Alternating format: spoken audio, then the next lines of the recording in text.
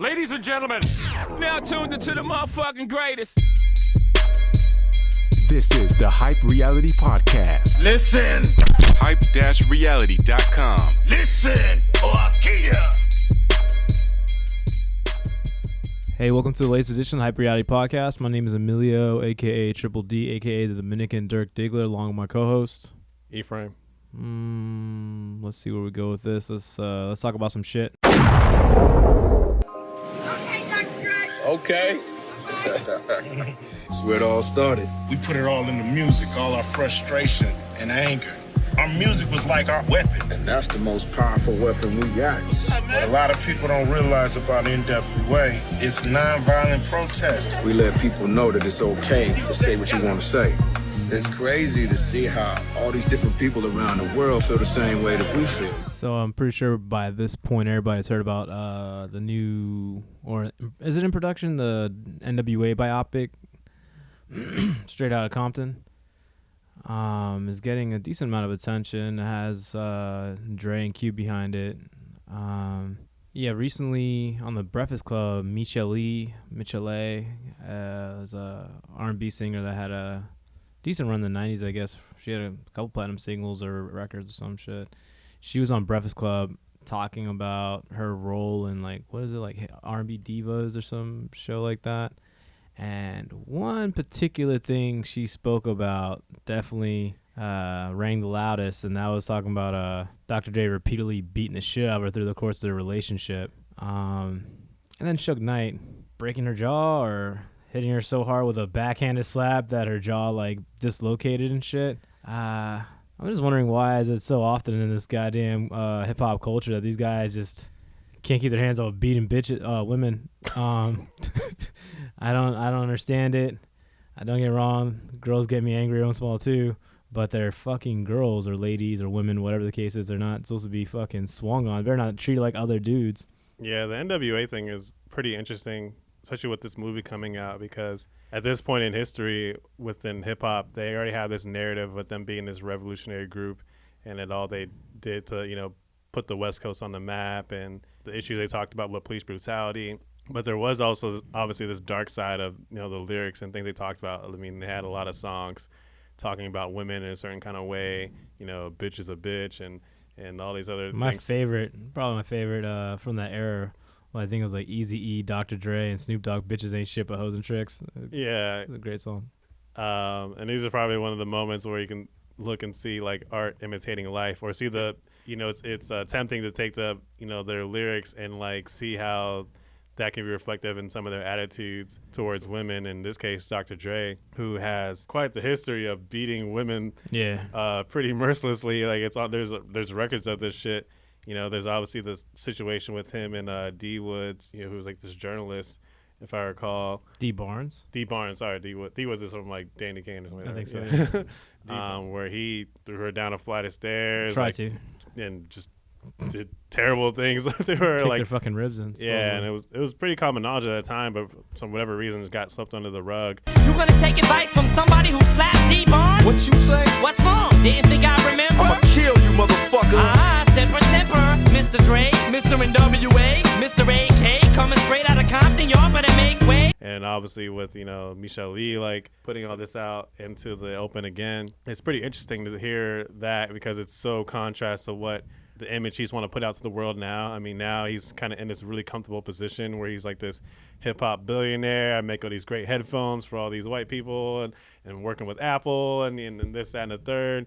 So he's so far removed from that, and no one even cares to even ask or bringing these things up, specifically with Dr. Dre, but even just particular in hip-hop, like, why this is so like a common thing within the community that doesn't get addressed. We have a small list of perpetrators. Yeah, like just through our little research, we just went through and kind of made a little short list of. For record, some of these are charged, some of these are convicted, and then the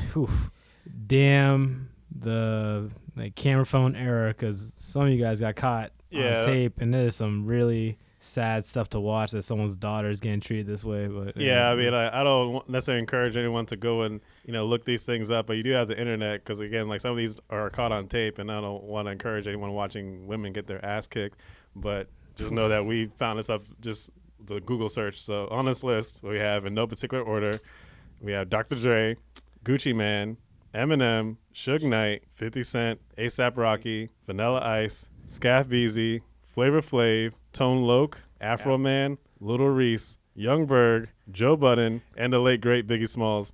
You didn't say Chris Brown. Oh, I guess he's hip hop. Well, Chris Brown being the obvious choice. Yeah, he's a poster boy for that. All have a history of somehow, some way putting their hands on women. And yeah, a lot of these people on this list have not even seen any kind of repercussions from that. And a lot of this is just common knowledge. But I don't know why, like, these, I mean, not say like these guys should all of a sudden have their lives ruined necessarily, but I'm kind of curious of why we're so quick to turn a blind eye to this fact in favor of the greater narrative. Right. You know, like Biggie Smalls, for a lot of people, still to this day, for a certain generation, was the greatest rapper, one of the greatest rappers to touch the mic. And we have this narrative of what his life was and what it meant. And so many people, when they discuss him and his personal life and his accomplishments, they leave out the fact that he was kicking the shit out of Lil' Kim, even though we all know it to exist. You know, Little Reese, oh God, man, like, dude, he fought that chick like a man. There's a horrible, horrible YouTube video of him beating the hell out of some girl. And for almost like no reason. What, she just telling him to leave the party? Yeah, she was trying to kick him out of his house. Don't get me wrong, like, the girl definitely squared up, but in no way, shape, or form did she deserve to be, you know, handled and beat like that. And, you know, it also kind of sucks because we're in the internet age where everyone's attention span is so short. So even when that did pop up, and I remember when it came out on World Star, like, people were like, oh man, that's fucked up. But then, you know, not too long after, you know, people just forget and move on to the next one. And, like, those are no real ramifications to that incident. It happens so often that usually there's like a newer, later female ass kicker. And so it kind of takes our attention away from the previous one, and we just kind of like went to that. Because even when we were going through all of these, we forgot a lot of these guys, like mainly Chris Brown. Like, that was not even someone I even thought about. And then I was like, there's somebody that was almost famous for this. Damn, if I can't remember my brain around it right now. Damn. Doesn't Rihanna have a new single out? Oh, Chris Brown. Gigi. Watching that video is hard to swallow pause. Like, watching the Lil Reese thing, and then watching, there's like tons of different videos of people just putting pause on these girls, man, or like, look at the picture of Rihanna afterwards, or read that police report. Jesus. Even as what's even weirder, like the psychological effects of this stuff and whatnot. Like, that Michelle Lee girl was very nonchalant when she was talking about it. I'm not sure if it's the way her voice is. You guys used to fist fight a lot? I tried. Right, but he's a lot bigger than you. Oh, yeah. I was losing. You was losing? Yeah, safe to say. I don't know, man. I would have been like in horror or something. Like, even recollecting those like days or whatever would have like got a certain kind of feeling out of me. Right. And she was just like, well, this was kind of what happened. Is we were in love. Yeah, I mean, hip hop is definitely like a microcosm for like larger society. So I don't want to like blame like any people that listen to hip hop, you know, as a way as like that's the reason why they hit their women. But it's definitely reflective of certain attitudes. And like in the larger world too, I've heard many times with like dudes when in regards to women and putting their hands on women, it's like, oh, well, she's gonna talk to me like a man, I'm gonna treat her like a man. She put her hands on me like a man, I'm gonna put my hands on her, blah blah blah. Like, now this is what you said. You came in the wrong dojo. I don't know. That's like just a big shift. I don't know. I grew up with a lot of sisters. I have a ton of sisters, and you ever punch any of them in the face? Yeah, like when we were kids, not like recently, like, but they're also way older than me. Like, so at a certain point, you know, it's like it's okay because you're just little kids and kids fight each other. But like, I would never put my hands on them again. But the rule definitely was like when dealing with just women in general was never put your hands on a girl. Right. But you know, that's just like simple sibling shit. But outside of that, I've, you know, not bragging, I've never put my hands on a woman. Don't plan on it. And, you know, what's wrong is wrong. And I get that things happen in the moment, and I don't want to make judgments on these guys because, you know, things happen and people make mistakes. But I just find it disturbing that in our culture that, you know, that I love and I'm so critical of, that it's not called out enough, particularly amongst other men. Like, we have, like, there's certain causes within the hip-hop community that everyone can, like, rally behind. It's like, yeah, police brutality. Fuck that shit. Oh, fucking, you know, fighting the man or whatever, like all this voting or whatever, like other things. There's certain like hip hop causes everyone kind of rallied behind, and then but someone said, men hitting women and fuck that shit. Everyone gets really quiet, or about women or women dealing with cases of rape, whatever. There's not that same kind of angst and support behind it. Yo, what is you talking about, dog? People make mistakes. This stuff happens. Mm. But certain people make them mistakes a lot, so they're not really mistakes anymore. It sounds like a fucking habit. It kind of just goes kind of under the fucking radar. Like, it is a weird thing because certain people get demonized and, like, just fucking dragged through the valley of nails when it comes to, like, certain things. Like, if you get caught in that and you're in those crosshairs, you're stuck like Chuck. Like, that might be like the end of your career, end of whatever you're doing, or one hell of a comeback tour. Look at what's happening with Cosby right now, whatnot. Like, he's just recently did something with CBS, and like he's called out a couple of the shows that he's gonna be doing and stuff like that or whatever. Like, something tells me that's not gonna turn out to be the greatest thing ever. Something tells me. I'm not sure what it is, but once you get that kind of stigma, and I think that's what these people try to stay away from. And it's very rare, especially even now. Like, before Breakfast Club used to be synonymous with calling people out or doing certain things, especially Charlemagne, of just saying it how he thinks it and what he thinks people want to hear him talk about. And because they become a little more popular and stuff like that, and they're on a way bigger scale of like the way they're being broadcasted now, they have done what a lot of other like PC type radio stations do, and or television shows or whatever, just to get the interview, just to get this person. They stray away from any taboo, any like possibly like negative topics or things that might hurt their relationship with that person. So you have Dre go on Big Boy, and they didn't ask him about that shit at all. Like, and so it is what it is. And then you have Chris Brown at this point. He had to go through it though. Right. Like, even of all people, I think Angie Martinez. When he one of the first interviews he did was Angie Martinez when she saw Hot 97, and she's like, that shit ain't cool, right? And he's like, yeah, everyone makes mistakes, but that shit ain't cool, right? Like, she was like grilling him, like Angie Martinez, who now like I gotta respect her, but like she's become kind of that person too. Like, she's like your buddy more than an actual journalist anymore, or a reporter, or anybody that kind of grills people anymore. Like, she's everybody's friend, and people keep coming back. And I guess this outside of hip hop, but just we have this weird thing in entertainment, and particularly in America, where like if you're good enough at something, we just overlook it. Like, you can touch little boys, but as long as that music is fire, like we'll Michael give you a Jackson pass. does not touch any goddamn boys. Yeah, you can pee on little girls, but as long as that album is allegedly is popping, that's cool. You can beat the shit out of your wife as long as those headphones keep knocking, and like I don't have to hear people on the subway because that's how he got the title, right? Beats by Dre. That's how he got the name. Yeah, and I'm sure there's a joke in there somewhere, but we're gonna keep it highbrow. He gave them girls the headphones. Talking about hitting women, sweetheart. And I think you just added another reason. You could kill a girl and her boyfriend as long as you can run that football. You're all right, but don't steal your own shit. That's life. It's a weird world. That's when shit gets real. It's whatever. I think as a society, they just need to call shit out as it is. Like, you don't have to like rub it in their fucking face, but like bring it up or constantly, keep it in the conversation or whatnot. Like, if you hurt that relationship, so be it. Like, if you commit the crime, there's consequences. Like, even if you get away, like in a legal standpoint, you get away with it, whatever. Like, these people have tons of money. The chances of them actually getting a legit consequence is minimal. What we can do as a society is call it how it is. Like, if they're on your show, like, don't they kick their ass with it, like, but bring it up. Like, let your viewers, let the public like be aware of this stuff or whatnot before they constantly flood more money into this person. Like, I'm not saying Dr. Dre is not talented. I'm not saying that any of these people that on this list, like, there's a couple people I actually like on that list, and I know that when I take that into consideration when I buy their music or I listen to their music or I give them my time when I listen to their interviews and stuff like that. It also puts a different spin, like, on their music. If you're Dr. Dre and you have all these songs about, bitches ain't shit but hoes and tricks, and this guy is out there, has a history of beating women, so like these aren't just words anymore. Like, say like there's a little more to it. But yeah, I think as a culture we have to just kind of put the pressure on not just these people, but just the idea of like, hey, this shit is not cool. It's not going to be tolerated. you know, like I said, there's certain things that we kind of take to arms and go to bat for, but like I just feel like beating women is just not one of them. It's just kind of like, yeah, you know, people is either just indifferent to it or they're just kind of like, you know, it is what it is. I don't know, man. Just do your job. Quit hitting women. They have feelings too.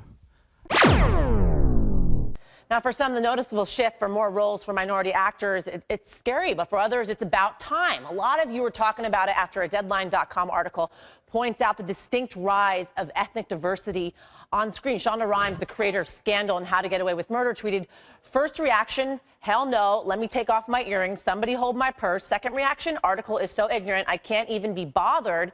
So we're starting to see a lot of changes in terms of media that we're consuming going in the direction for diversity, and particularly in the comic book world, you know, we're starting to see a lot of, you know, improvements with a lot of the superheroes. Nice term. What? Improvements. I think it's an improvement. Like, yeah, for sure. Like more characters being black. Not just black, like black, female, Pakistani. Am I right? Like, yeah, Pakistani. Yeah, like they're just retelling like a lot of these classic superheroes, like Spider-Man, obviously. Full cover to Marvel's free comic book day offering shows Miles as part of the all-new, all-different Avengers that will form after Secret Wars. The team also features Iron Man. Is that Tony Stark or someone new? Captain America, Sam Wilson. Vision, Nova, Sam Alexander. Miss Marvel, Kamala Khan, and the female Thor. I think these are all good things. Some people are indifferent to it or just don't think it is that good of a thing at all. But we see that because a lot of people in Hollywood and elsewhere have seen that audiences are demanding diversity in the things that they watch and read, and we're seeing a shift in it in all forms of media.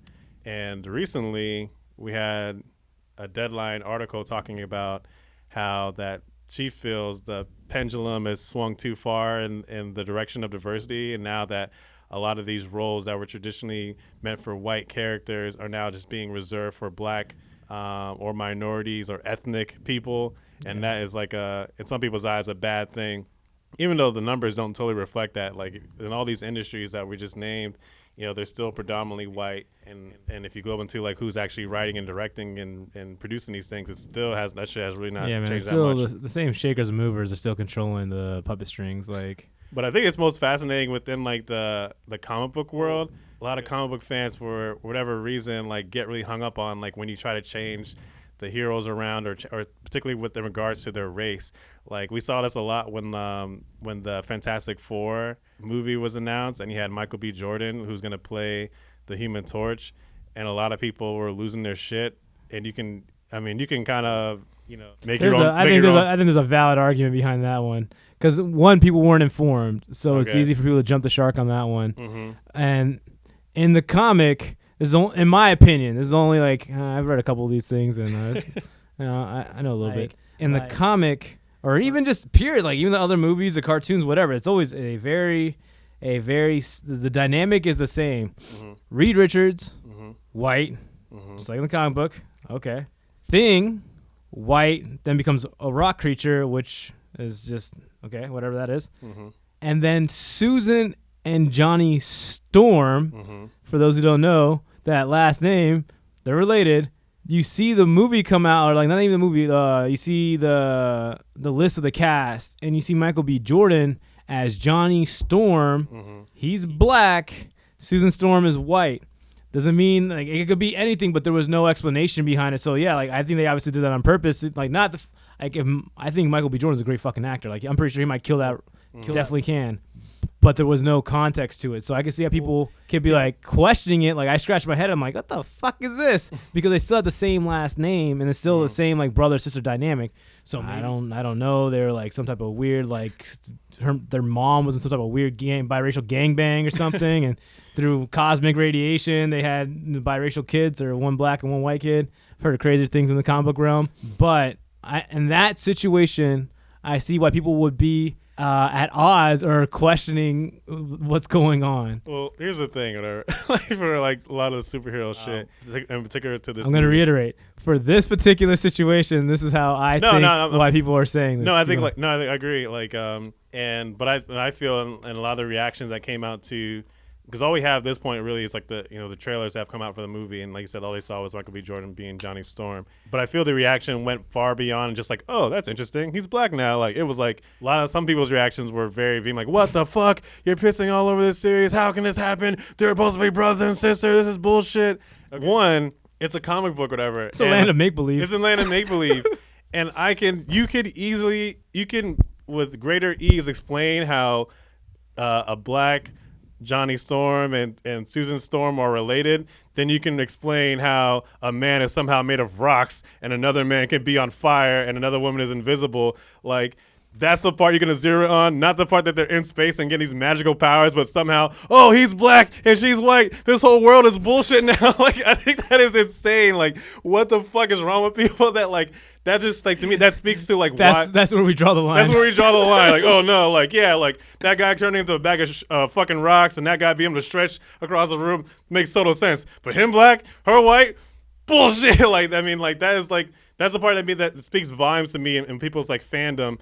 And that's why, like, I say it go beyond just the fact that, like, oh, he's black and no one told me he was gonna be black. I'm like, no, you have not you particularly, but I'm talking about people, like, have a psychological like impulse when they see certain things. It just like sticks out to them, particularly when it comes to black people on screen. And there's a certain level of unease with certain people when they see this certain thing. I feel that's the way with the I don't even want to bring this lady's name up, whatever, the one that wrote the Deadline piece.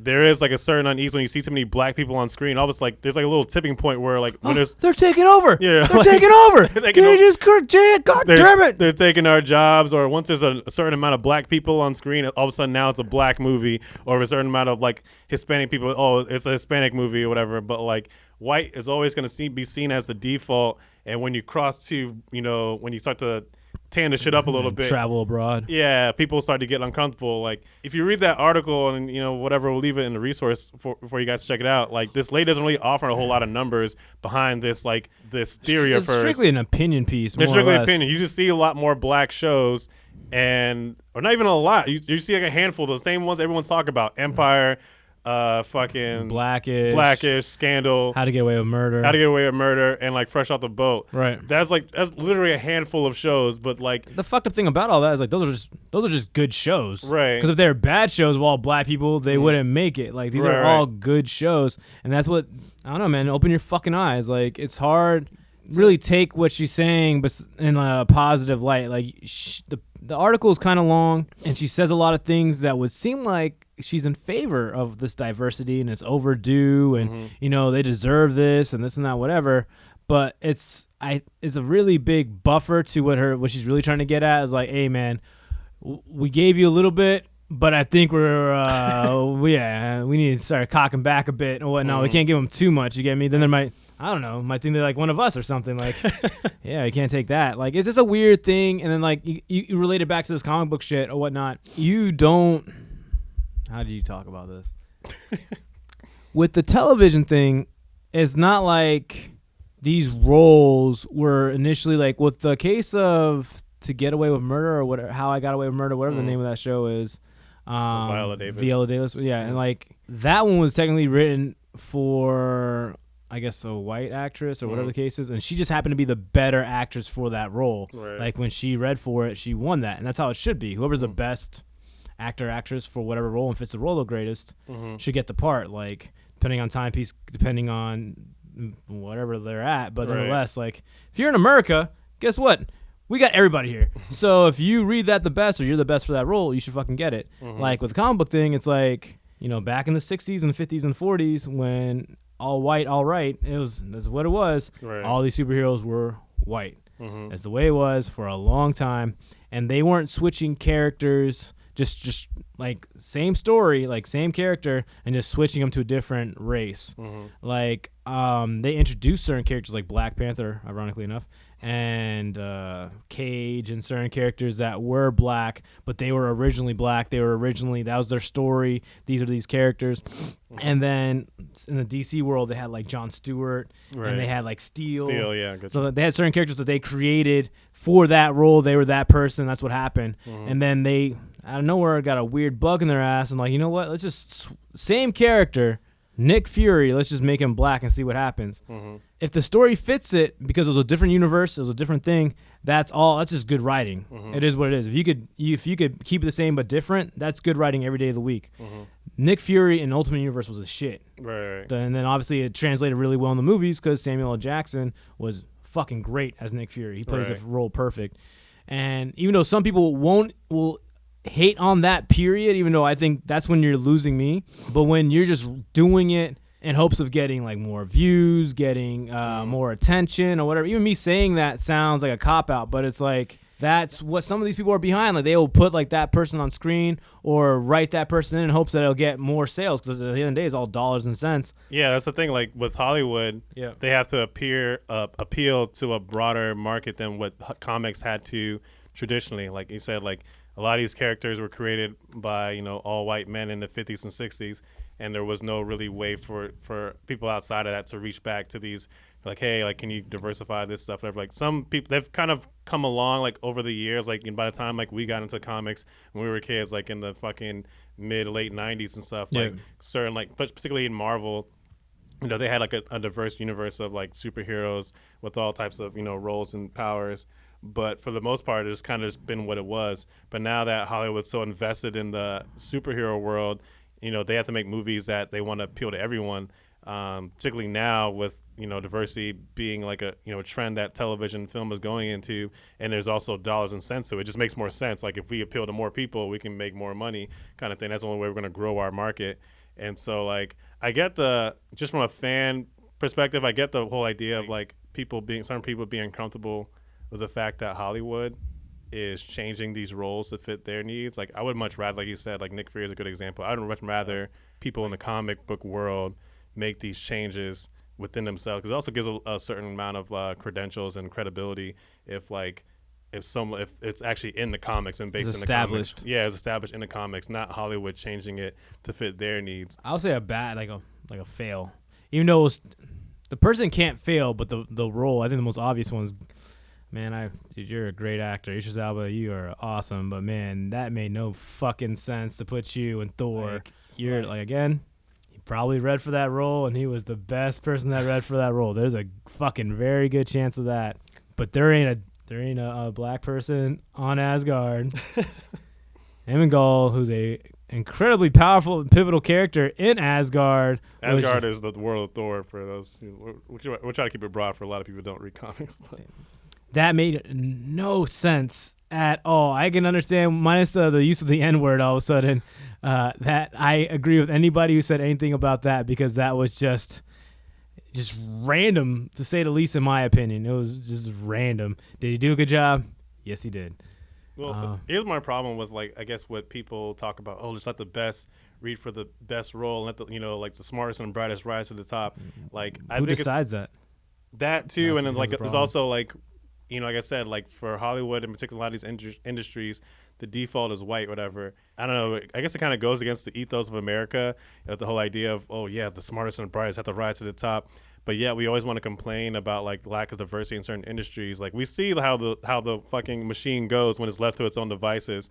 So like if you want to inflict change on a industry in a major way, it does require a lot of is intentionality, is that a word? You have to, you have to move with intention and fucking make these changes happen. It can't just be like, oh, well, we'll just see what happens, because you're gonna be waiting for a long ass time. So like it makes sense for like certain roles to be reserved for certain ethnicities or at this particular point in our history, until we were able to get more people in certain seats of power or influence where we can have these things can happen naturally. But again, like a lot of times the default is whiteness, and people feel a lot more comfortable with a bunch of white people on screen, like not just white people, black, white, whoever. Like we have no problem going to see an all white Avengers thing. Like that's not a problem. If we start switching the the peanut butter around and putting like some black and brown faces on there every Sunday, it strikes a nerve with certain people, whether they like have the words to describe it or not.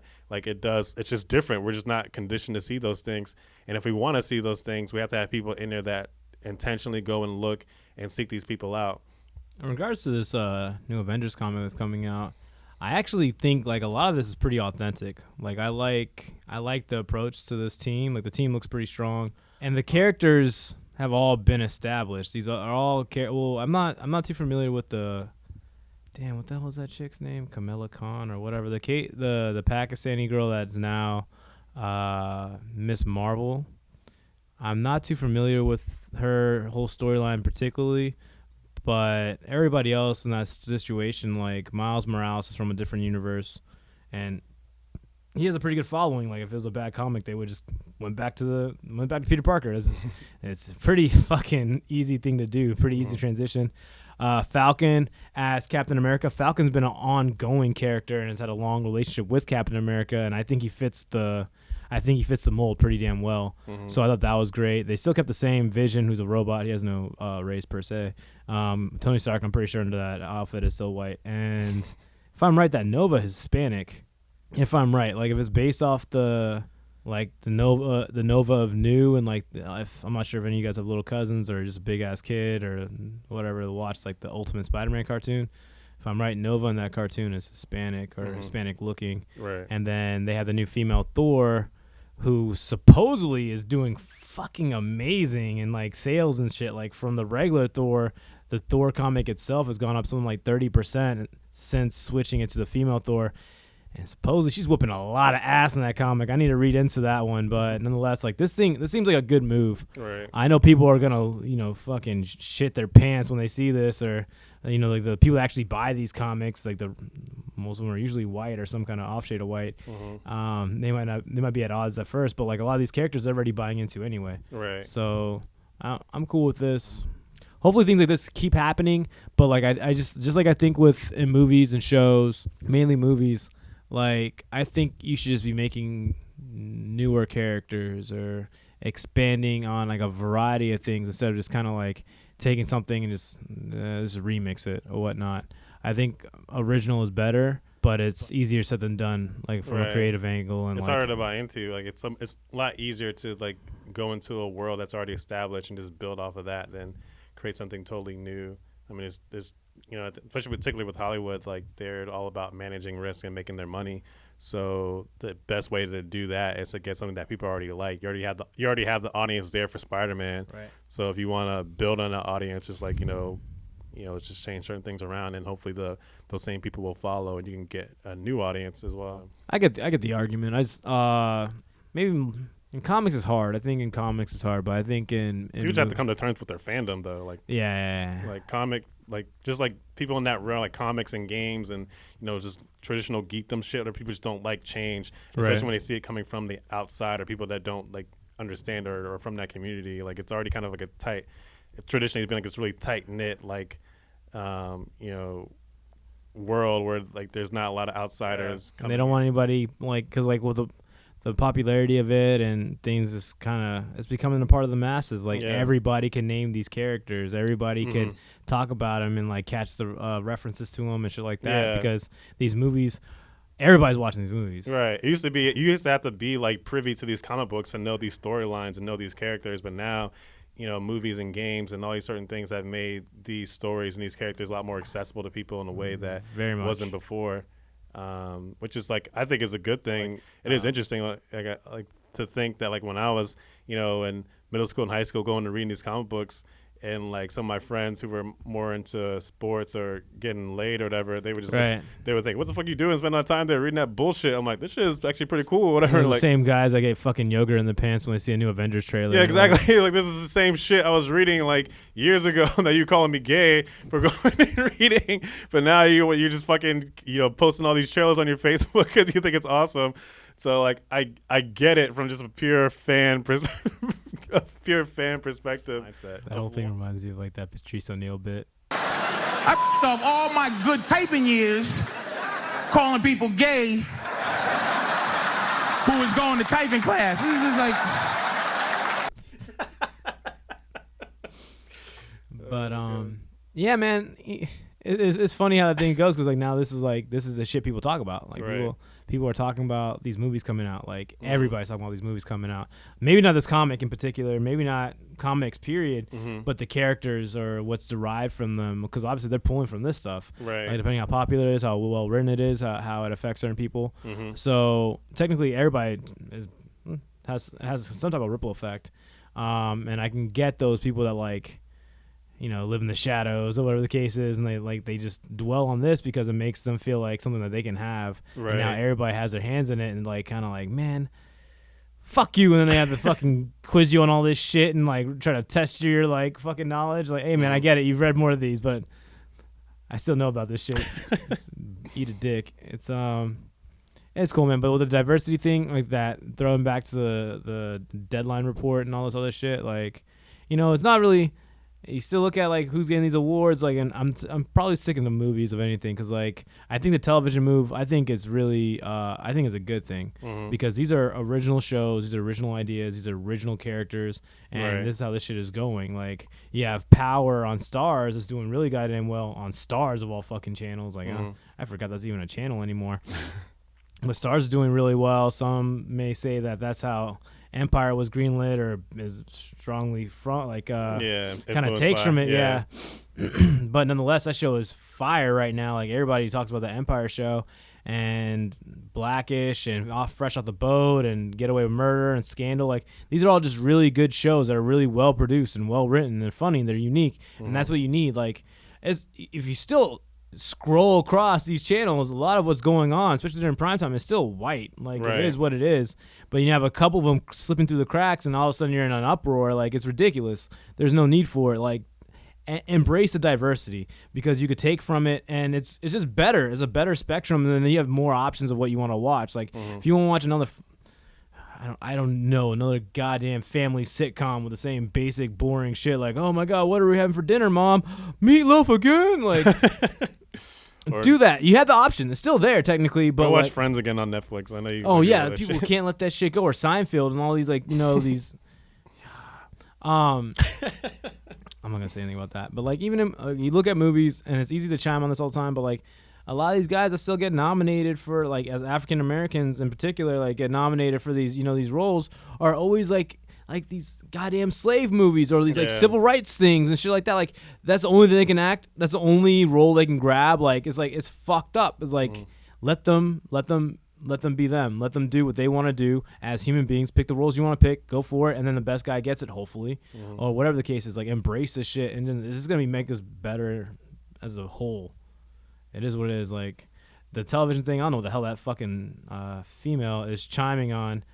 That all those shows that she mentioned were good for a reason. It has nothing to do with whether they're black or Asian or Spanish or whatever the fuck that is. Like, for fuck's sake, look at Scandal. Scandal's still like a fairly Caucasian getting it kind of fucking cast. It's pretty mixed up, whatever.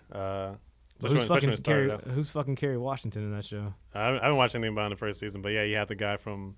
I still call him the guy from Ghost, like with Patrick Swayze. Like, he's a redhead dude. You remember that movie Ghost? Patrick Swayze is not the redhead dude in Ghost. No, but the guy, the president in Scandal. Oh, okay. He was in Ghost. He was like, okay. but yeah, he's like, whatever. Yeah, you know, a lot of white guys are still getting their fingers in Kerry Washington's punani. So be happy about that, man. Take what you can. Like, that's how usually minorities have to look at it. Like, you got to get what you can, take what you can. Like, look at it at least from that angle or whatnot. Like, and it's still. In the production side of it, white people telling these black people what to do, doesn't that make you happy somehow? Like, Jesus Christ, you gotta take it from where you can, man. To the chick that wrote that Deadline article, kill yourself, and buy that Avengers comic. I'm still kind of at odds with the way they named the Avengers comic. It's like all new, all different Avengers. Like, I think they could have stuck with all new. But yeah, man, I think it's cool. I think it's a good shift. Who knows? Maybe we might have like a fucking Donald Glover Spider-Man, or some Mario Lopez Nova or something. Like, that'd be pretty cool. Just see how things kind of pan out. Like, Anthony Mackie as Captain America, I can see that. Right. Look at it from that angle. If you're not gonna read the comic or whatever the case is, like, just hope for more and embrace it. Like, just kind of go with it. Yeah, but I think, like, again, not to keep bringing up the same point, but I think, like, the problem with, like, the comic book thing, and, like, even just with Hollywood in general, like, it's like it just goes against, like, what we are told to believe. Like, they think that, like, these things are just being handed to undeservingly to like black and brown people, whatever. That's the whole, like, you know, you tie it in with the whole argument with affirmative action. Like, people have, like, particularly certain white people have just take issue with the idea, like, oh, this shit is just given to you, like, you're not deserving of it. Like, and you're always gonna get that whenever you're, you know, in the real world or in the comic book world or whatever, like at your job, if you're like, you know, a standout minority in a largely Caucasian field or industry, there's always going to be that card that people can play like, oh, you're not really the smartest and brightest, whatever. You're just here because they want to diversify things. Like, you know, that's the part that sucks about, like, you know, the diversity thing and you know, making these, you know, intentional moves to like diversify certain industries or certain like types That's of media. Jay-Z line all day. If you succeed, prepare to be crucified. Media medals, niggas sue you, you settle. Every step you take, they remind you get on. That's the sucky part about it, and that's I think what makes people so angry, and that's the kind of the underlying tone I feel with that Deadline article as well. It's like, oh, these people are getting these jobs and they're not really deserving of it. They're just getting it because they're this color. And how does that make you feel? But yeah, they'll give all the props in the world to all these black guys on college basketball courts or college football fields and all this shit. Like, they can give you those guys their props. They worked really hard for that. They're dedicated. Look at that guy. Look at Jesus Christ. You can't do that shit. But like when these people, like when anybody else and another, you know, something that you're not just like, you know, putting money on or spending your whole goddamn Sunday watching, like when anybody else tries to achieve this greatness or whatnot, like it's like they have to put some type of stamp on it. Well, I feel like with sports in general, whatever, like, I mean, it's a funny example, but like with sports, the rules in the playing field is a lot more even. Like if you score more points, you just score more points. This kind of is what it is. But like when Hollywood and like a lot of these other industries, it really is about like who you know, and not so much what you know, because a lot of these people we can do all the same shit. You can have someone that knows how to edit or knows how to write or knows this. There's a ton of people that know how to do these things. The only thing that separates you from the pack is like who you know, and the industry's been so closed off, you know, and such like a, you know, a good old boy system for so long. They just kind of keep giving this little circle jerk, like, oh, you know that guy? Okay, I know that guy. Blah blah blah. Wasn't bring him on.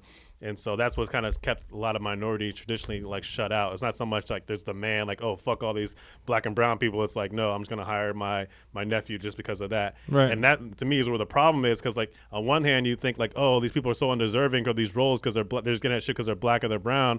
But like you'll bring on your family or whoever who might be a little green at the job, but they're gonna get that chance to get better and to get that on the job training and, you know, be given those opportunities when they may not be quote unquote qualified or ready. I've seen it happen all the time. I see it happen in my own job. Like, yeah, I go with that. People, you know, that's just life. So like that whole like fucking smartest and the brightest shit, just fucking throw that shit out the window and just, you know, be happy that shit is getting diverse, motherfuckers. They want to do at the end of the day. The only reason there's a black Spider-Man and a black Falcon and a female Thor, I'm not gonna say the B word, it's because some white guy okayed it. So, you know, a lot of the same but different. Well, that's all we got for you guys this week. Thank you for tuning in. Thank you for streaming, rating, subscribing on SoundCloud, iTunes. Keep spreading the word. Keep tuning in. Tell your friends. I hope you guys enjoyed the double take last week. Till next time, my name is Emilio, a.k.a. Triple D, a.k.a. Dominican Dirk Diggler, with Mr. Ephraim. And, yeah, man, hope you guys laughed or something. Yeah, see you guys next week. Peace.